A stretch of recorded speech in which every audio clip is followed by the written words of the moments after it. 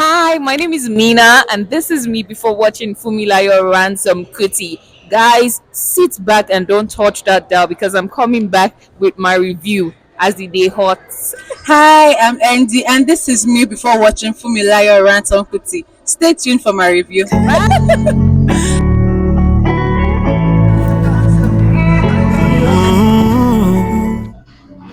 Guys, the movie was the bomb. It was so inspiring. We need a lot of movies like this. Kudos to the team. Oh my god, my first reaction is nostalgic. The movie was the bomb, and I mean, most of the stories get lost in history. So I am actually thrilled, and I must commend the actors, the professionalism, the cast for the movie was super B. My favorite character in the movie was Israel, Reverend Israel, who also happens to be Madam Fumilayo Kuti's husband. And I think I could relate very much to the story of Israel and how supportive he was of his wife because I have a supportive partner as well. I think it's important that we have partners who can go to the ends of the earth for us. So yeah, Israel was my favorite. My favorite character would have to be the hero of the movie, Fumi. She's such a great person.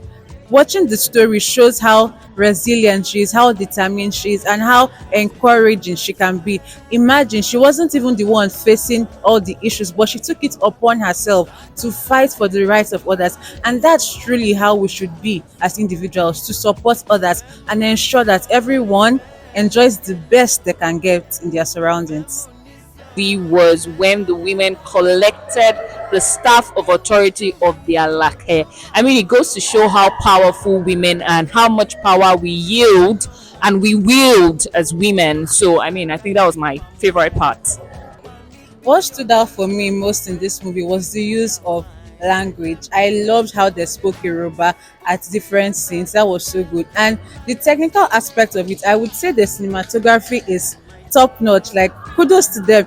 Everything was so beautiful. Like, when you watch a movie and you're looking forward to the next scene, that's how I felt. It was such a good movie.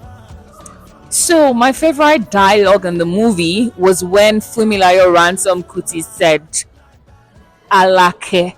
So you can stand up for me, Fumilayo Ransome-Kuti. When I came here the other time, you didn't even look at me. You behaved as if it was an animal that was standing before you. So yeah, that's my favorite part. I think one of the things that stood out for me in the movie was the costume. So I completely, totally enjoyed the style and the styling rather, and the way the costumes were put together. Right, it sort of shows us the beauty of the African fabric. Right, I saw the Adire, the Ankara fabrics, and it was breathtaking. Here's why you should watch this movie. You get to learn about history. Now, I've heard about this lady, but I didn't know so much about her. But watching this movie, I'm inspired to read about her. Her story is so inspiring. Like, it's motivating to see a woman step up to the forefront and take charge. It's totally amazing. So please watch this movie.